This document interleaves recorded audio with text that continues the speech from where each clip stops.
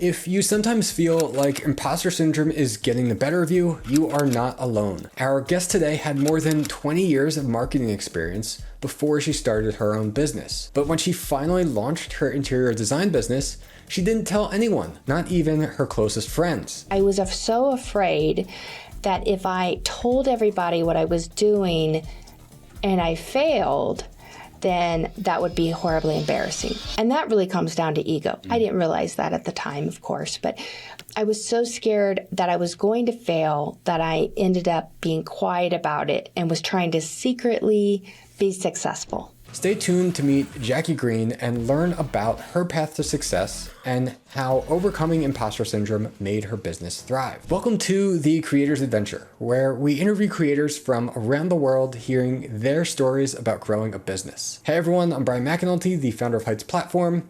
Let's get into it.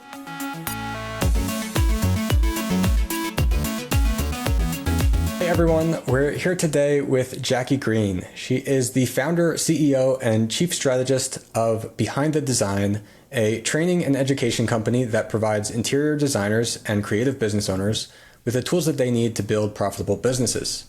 Through comprehensive education, coaching, marketing, and community offerings, Jacqueline and her team empower designers to reach their full potential.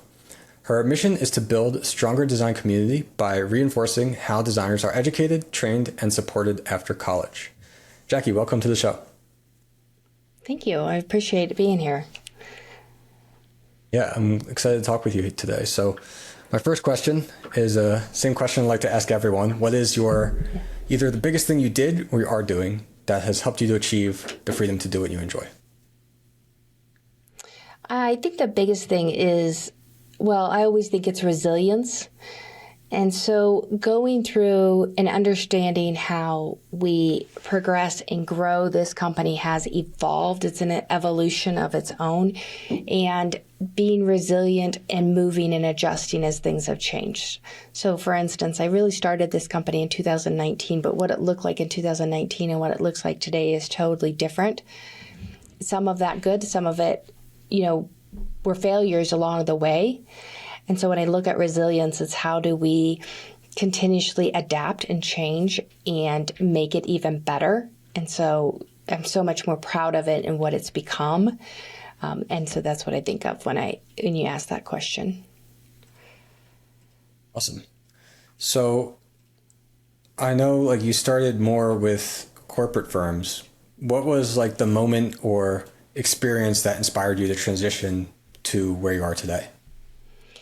I was a marketing director and a senior marketing manager, and I really became quite burned out on the whole corporate thing. And so I eventually, like a lot of my customers or my clients now, they go, okay, I'm done working for somebody else. I want to go work on my own. And so then I decided I was going to be a marketing consultant and I could do this on my own.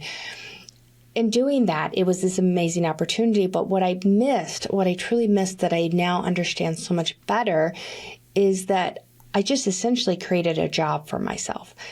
So I went out, I got clients, I worked really hard. I made good money. But the problem was I was always working. And when I wasn't working, I wasn't making money. I did this for 7 years. And so it became this really stressful thing that I constantly had to be working, and I burned myself out. That's essentially, that's what it came down to. And that's why I think about the resilience I talked about earlier is how do you come through that? So I came up with this bright idea that I wanted to change careers and be an interior designer. Went to school, worked for 3 different architecture firms, and came back to that marketing piece as well of I had all this information and knowledge, and I started teaching at the design school. And how do I share that? Because so often through schools, we build businesses, but do we really build businesses? We build jobs. And so we know how to, for interior designers, I know how to design. I can design something for you. Do I know how to market my business? Do I know how to hire people? Do I know how to be a leader? Do I know how to manage people? Those are things that we don't teach necessarily in design school. Some of that comes with experience. Some of it comes with failure. Some of it comes as we grow. But that was one thing that I saw this huge need, and how I structured this business different than I did before, because I wanted to build something that was beyond me, that continued to work beyond me. Even after, if I eventually decide to retire, I can't imagine that being the case, but I wanted it to stand on its own. I wanted to be able to go on vacation. And so it's been this evolution of where and how do you build that business, and then how do you share that knowledge with other people? And that's kind of where I came from, is how do I share all that I've learned?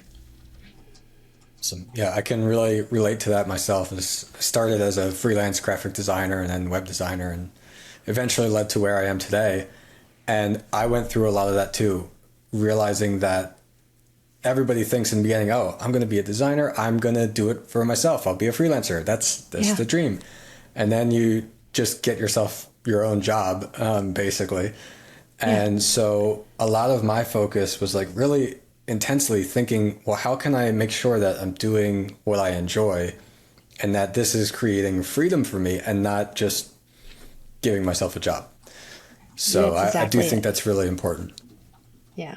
And I think it's asking those hard questions too, and asking yourself, okay, what part of this do I really like? What part do I not like? And giving control out. So for me, there were certain things I identified that these are not my strong suits. I am not in my zone of genius or what I enjoy. And so how can I find other people to help me with those areas? And just going from the solopreneur and thinking I have to do everything, and changing that mind shift of no, I don't. I actually don't have to know everything. I don't have to control everything. I can hire contractors. I can hire employees. I can hire whoever to help me with those areas that are just not my strong suit. I don't have to sit here and beat myself up trying to figure this out. And that's a big lesson that I had learned along the way, that it took me a while. But part of that is letting go and, giving that control over to somebody else as well.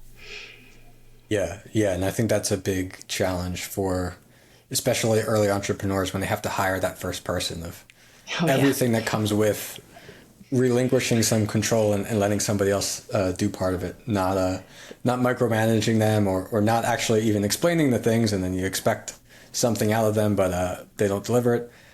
That's a whole thing. But for myself as well, like that's exactly how I'm thinking now, because we're a small team at Heights Platform, but I like it that way. And I want to intentionally grow small with the team, because right now I'm fortunate and happy that I get to do exactly what I want. I get to work on the product, and I'm a generalist and have to do a lot of other things too, but I get to spend a lot of my time working on building the product directly.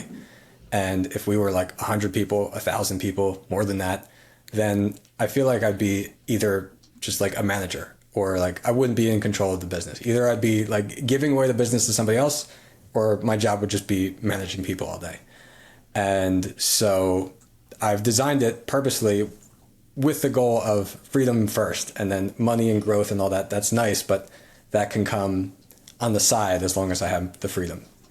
I think that's a really important part, is that purposeful, is identifying early on, what do you really want to get out of this? We think that we're going and we're starting a business so that we create that freedom, and then we end up creating a job for ourselves. And it's a really hard job, let's face that.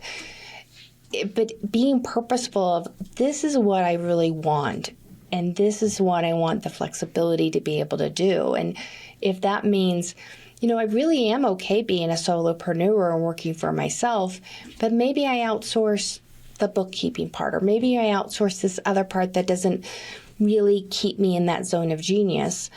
Or is it like what you're saying, is I want to build a small business, but a solid one that is moving and growing at the right speed that works for me.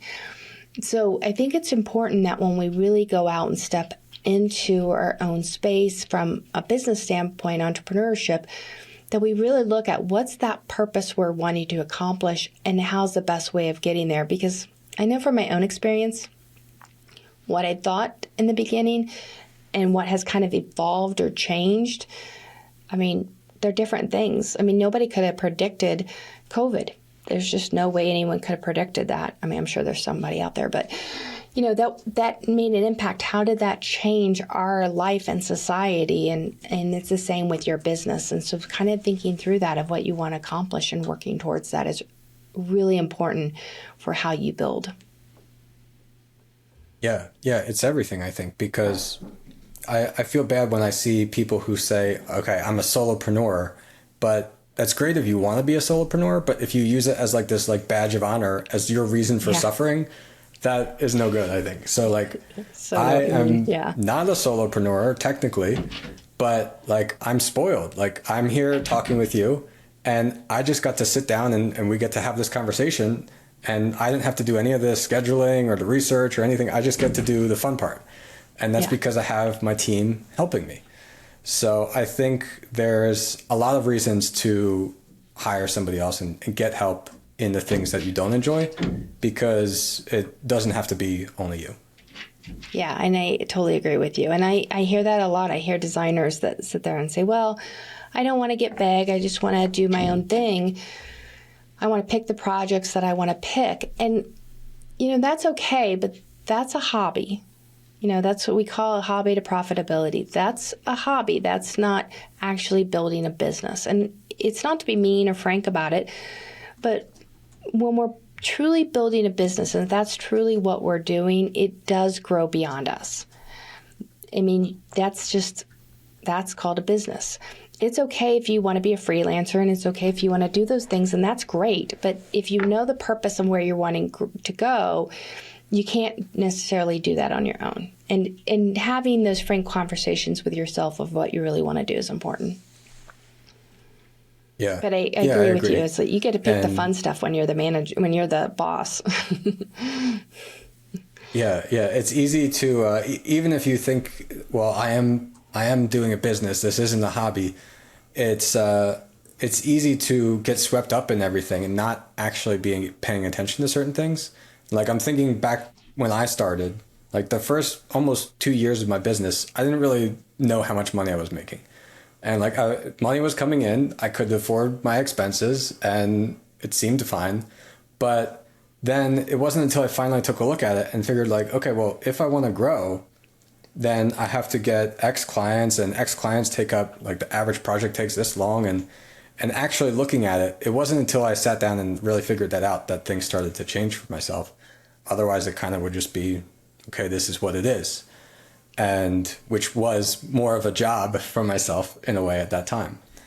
Yeah, absolutely. So, and then you transitioned and realized that you were building a business beyond yourself, and something that you can either, grow into something you sell, grow into something that you leave as a legacy, whatever that is, but looking at that purpose. And it's interesting that you made the same transition that I made, that I realized one day that I wasn't growing a business as a marketing consultant. I was growing my job and my stress levels. And so I think that's a really hard thing, though, because we entrepreneurs, we are much more into controlling things, that is hard for us to let go of it.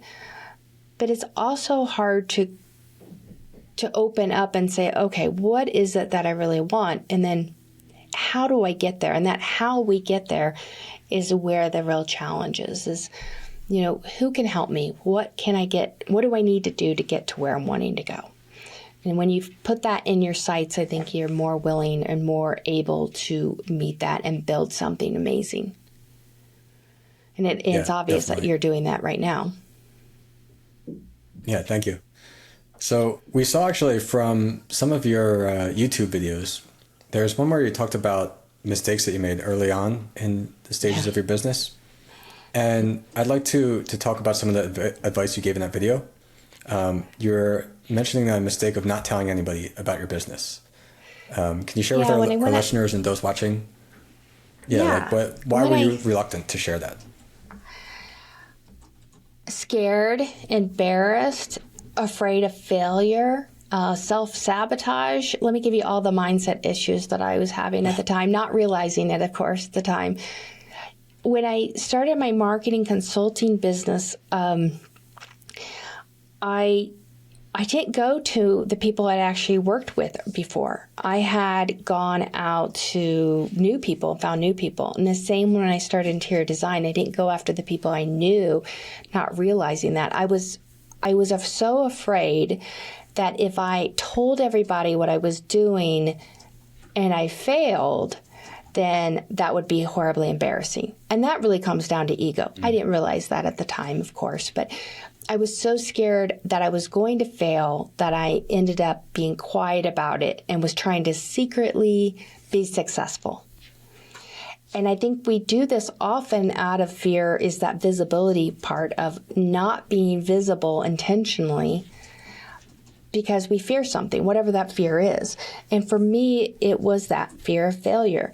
And when I got over that and started really looking at, no, you should be screaming to everyone you know, because even though the people around you may not be your ideal target market, your ideal client, they may know somebody who is.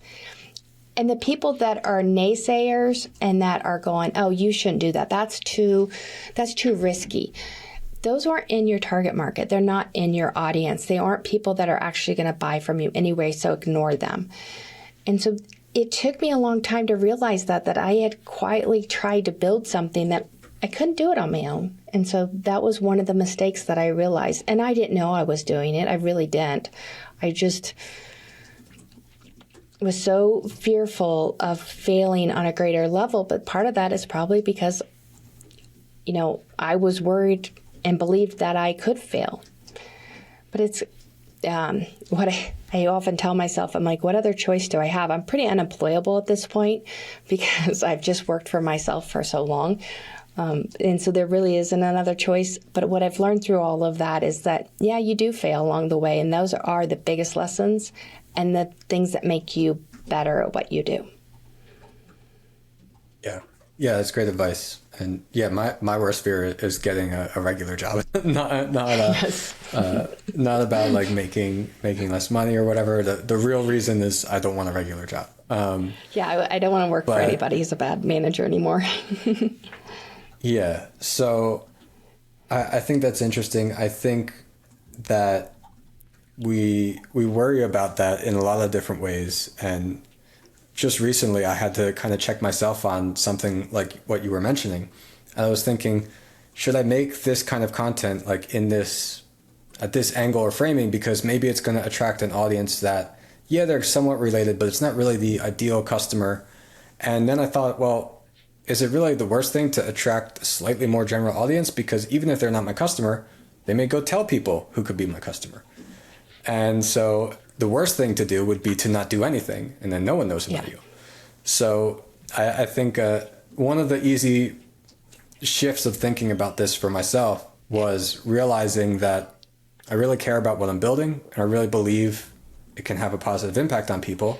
And so if I want that to happen, then yeah, like you said, we should be shouting it at everybody, because not because we want to get rich, not because we want to be famous, but because we're trying to make an impact with what we're doing. Yeah, and I think that is absolutely what we're trying to accomplish. You're not building a business or doing something just to be quiet about it. And I think for a lot of us, like for me, we were taught not to self-promote, not to go out there and brag or whatever they call it. I mean, I remember in corporate early on in my career of being told, hey, you need to quiet, not be so passionate. You need to not bring up your ideas.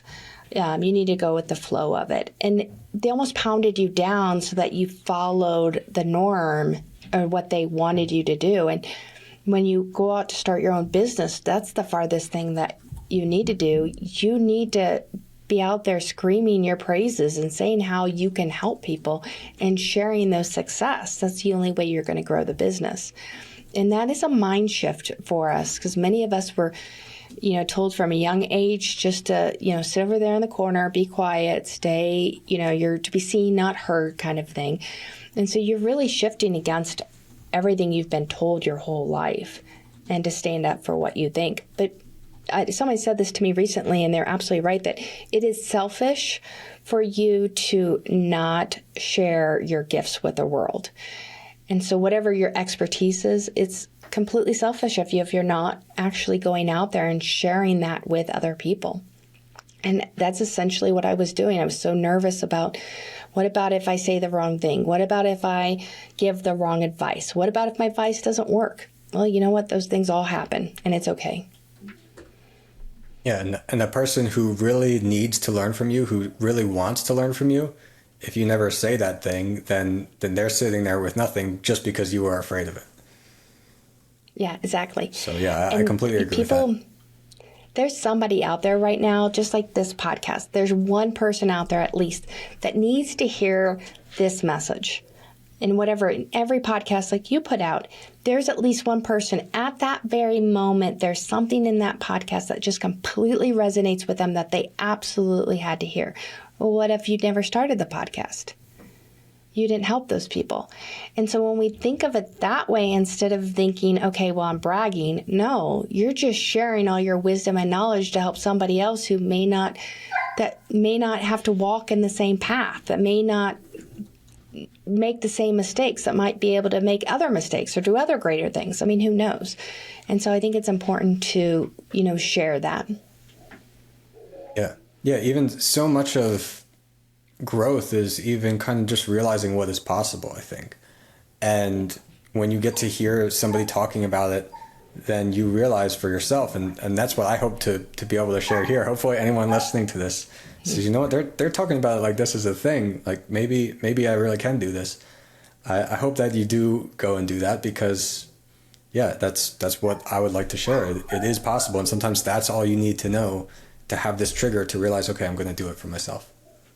Yeah, and you're absolutely right. And it's just like sharing that. It was really hard for me to write that and do that video about where I went wrong, because that's hard for us also to admit that, okay, I was wrong. We want to show our clients that we have all the answers, but the truth is no one expects you to have all the answers, and it's okay that you don't have them all. And so when I really started looking at sharing, okay, here's all the things that I've done wrong and here's how to avoid them, if I can help other people with that, but it also helps me. It also helps me get through some of that of, okay, instead of beating myself up on this, let's adjust our strategy and move forward and make sure we are being visible, make sure we are sharing that with everybody and being strong in our, being of who we are. And so I think that's an important part of business and resiliency, and how do you endure the things you go through as an entrepreneur. Yeah, that's great. Yeah, we noticed also in that video that we were talking about that you mentioned a key partnership, that you were baking cookies for some realtors and you built a relationship with them. Can you share more about like the story of why you would think it's important to form partnerships as a business owner? Yeah, so I think it's really important. So what I was doing was I hadn't even started school, I don't think yet, or I just started interior design school, but I knew I had a talent for interior design, but I really didn't know where to start.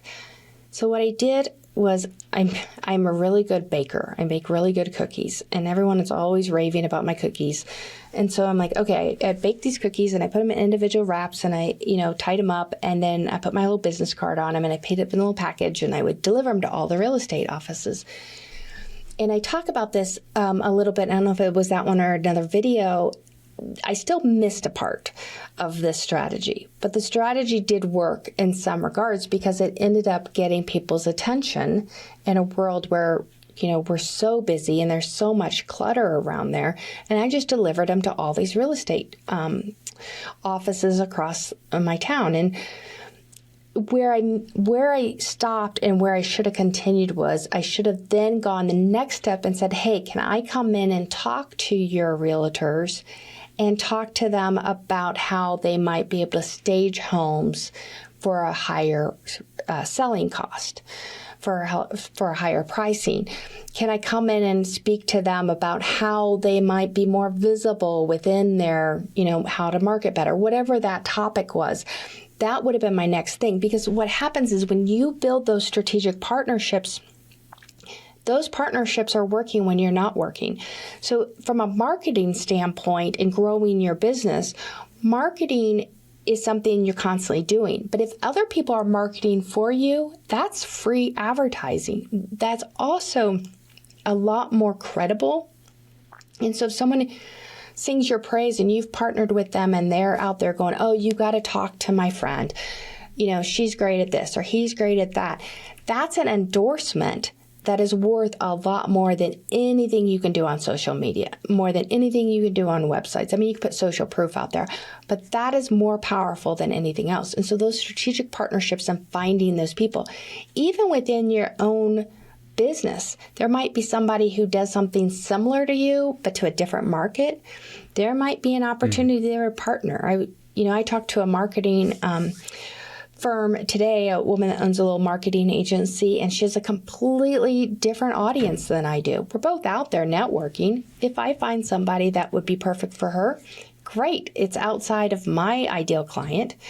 But if it's something she's working with and it's like, oh, she specializes in this. It's like kind of like doctors. You wouldn't necessarily go to one doctor because you have a different illness. I mean, it's kind of the same thing as how can you build those partnerships so people are marketing for you too?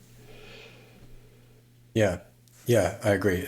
Leverage is super important in business, and that can be through partnerships. It can be through how you're creating content, affiliates, all of these things. And it's a lot easier. And every business that grows to a big scale has something they're doing that is leverage. They're not like, if you think of Apple or something, there's not people on the phone or people knocking on your door one by one just to say, like, do you want to buy a MacBook or an iPhone today? They have advertising, they have all these things that are getting people to talk about them. So what other unique strategies did you employ or would you recommend to others to promote your education and training services? Yeah, so what we did, we ended up, I always look at it, okay, build your foundation. But the biggest thing of building that foundation, and that's, starts with your brand and your website, but in your courses that you're creating, I think one of the biggest things that you have to do is really talk to your audience. Where are they struggling? We have a course called Hobby to Profitability, and it's talking to clients or to designers who are just getting started and they want to build. It's basically what we've been talking about here. I can't tell you how many people, I had a lot of people go, oh yeah, that's great. But one of my business coaches was like, I don't think that's a good idea. I'm like, really? Because when I went out and actually talked to the audience, there were tons of them that were having that exact problem that I addressed in this. It's like, not everybody knows where your vision is and your growth. And so one, don't let somebody else go no and poo-poo your idea, just like telling your family, and your family is like, oh, that's too risky. Okay, ignore them. They're not your ideal client. But talking to your audience and figuring out what is that problem that they're solving. If you're building a community, what are you hearing in the community? What are people talking about? Really do that research. That's how you build stronger products. That's how you build better services, is understanding that. And so many times we're afraid to talk to our audience, but we need to. What did you like about this experience? What did you not like about this experience? What did I miss on this training that I can train you differently on next time? For some of the training, I also offer some live training on some of the software we use in the industry. And it is so important for me as I go through the live training. I use that live training experience to enhance the paid subscription online service. So for instance, I do one-on-one. It's a lot more expensive, but I do this one-on-one live training. As I'm going through that, I make a note of all the questions that my live participant is asking me. And then I'm like, okay, that I can answer that in a video. I create that video. I put it over here in this product and the online product. How do I do that? But even within my live training, I make sure when we get to the end, what have we not covered? I covered all these things. Every session, these are the things I covered. Did we cover everything? But I get to the end. Okay, what didn't we cover that we need to cover? I'm more than willing to hop on another live session, training session with them to make sure they get everything they want. but it also just goes back into how do I build an online product or an online community that really serves my audience, for the people who can't afford the higher ticket price, but they can afford the lower ticket price. So I think that's a really important aspect. Yeah, I completely agree. And you can say that, oh, well, you can brainstorm or you can research about it or whatever. Or maybe you say, I've been doing this so many years, so I'm just going to figure it out. But it's a lot easier if you just actually talk to the customer, find out what they're confused about. And then, as you said, you take all of that and then you make everything better. And then it makes everything better for the lower price customers, the higher price customers, everyone in between. So we're actually offering, and I've used this strategy before, but I'm using a little bit different in a new course that we're working on and offering it to, I'm part of a networking group that are basically my target audience. It's a very small group. There's less than 10 of us in there, and we meet every month. But we are actually going to offer them to take this course and give me feedback back, completely free, but with the mindset of, I want you to walk through this 6-week course. I want you to tell me exactly what you got out of it, what you would have liked to. And those are my beta customers. And so I think it's important if you think that, okay, I think I know all the answers, but I'm really not sure of all the answers, give it away to 3 people. Give it away to 5 people, whatever that is, and say, hey, here's the deal. I'm going to give this away to you. I've had students come to me as well that are fresh out of, I used to teach at the design school, that are fresh out of school, and they really can't afford a course. But I'm like, all right, I'll give you this course, but here's what I want you to do. You got to give me feedback along the way. Where did it go right? Where did it go wrong? What am I missing? You have to be active within the development. And that's a good way of being able to test your ideas and find out what your client is missing before you do your big launch. Yeah, I completely agree. And I do the same thing still now. I've helped more than 10,000 people do this, but I still will go get feedback before, and then when something is ready, have people go through it first, and then find out what I can improve before I release it to everyone. And technology companies do this all the time. It's part of their process. But for us who have, little businesses, as a solopreneur, like I have a small business where we're just, we're a small team. We don't always think the way the big technology companies, but that's always been part of technology is you build a product, you test it, and then you figure out where the bugs are, and then you adapt and according. And sometimes you still launch and you still adapt the, bugs and figure out things and continue to add modules or whatever. But you have to actually get started to do that. But that's a great way, too, of just having that strategy in mind of having your advisory board of sorts. You don't have to do it on a big scale like a lot of technology companies do, but you can do it on a smaller scale and get some great feedback. Yeah, definitely. And that's one of the things that's really amazing about the information products and online courses is that you can make that feedback loop so quick. And so it's not like if you were going to print something, if you're going to manufacture something, it takes a long time before you can make it better again. You have to create a whole new version. Even like we mentioned Apple earlier, it's like the biggest company. It still takes them a year before the next iPhone comes out. And it's just some slight changes. And so with a course, you can put something out like now. You can make a couple videos, you can do a live call, whatever, put something out, and then you can realize, oh, there's a big problem here. There's something I missed, whatever. You make a new video like today and you add it to the course tomorrow. And then maybe it's not a perfect video, you redo it again. But you can iterate on it so quickly. And I think it's really powerful to be able to do that. Yeah, and I think you're right. And I think that goes the same as when you're building a community around that. And how, one of the questions you and I talked about earlier was just, how are we expanding our courses? How are we helping people learn in a little bit different way than what they were used to? How do we stand out among all the course creators? And one of that is the community. And you brought that up, and it's absolutely the case. And when you're building that, having that ability to be able to go, hey, here's a new video, here's a new thing that might help you. Hey, I didn't see this, but we had this challenge, maybe you're having it too. There's just so much more opportunity to be able to do those things and adapt, and then throw it out there and see what people think. Yeah, I completely agree. I think everyone considering to build an online course now should have some kind of community component to it. And like back when I started building Heights platform, like the very first visions of it in like 2015, there was an integrated community part, because I see everybody throwing people in like a Facebook group or something, and it's disconnected from the learning, and then not a premium experience from the first part, but then also just not giving that feedback loop that it had to. So when you provide people with a community, you're not only giving more value to your customers, but you're getting more value back from that, because now you've got these customers who become fans of your business, who really go through all that and learn, and then they see someone with a question, then even they can help them out. And so your customers are helping each other in ways to provide even more value than you could alone. Yeah, absolutely. And you're completely correct. And one of the challenges of if you use your platform, it's all included, which is so important.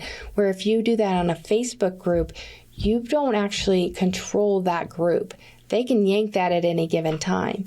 And so as you're strategizing your product and looking at the course that you're wanting to create, or creator wants to create, you want to look at what does that look like? What does that community look like? And start building it on your own, on your platform, on your own, so that you can control the all of it, the how you assess, how you get information back, how you ask questions, how it appears, where, what does that look like? And that's really important component as we learn. I think learning from one another is a big part of it.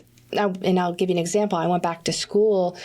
I was in my 40s, and you're sitting there going, my early 40s going, oh, I'll be the oldest person there. I will be this is going to be horrible. I'm like, okay, how bad do I want to do it?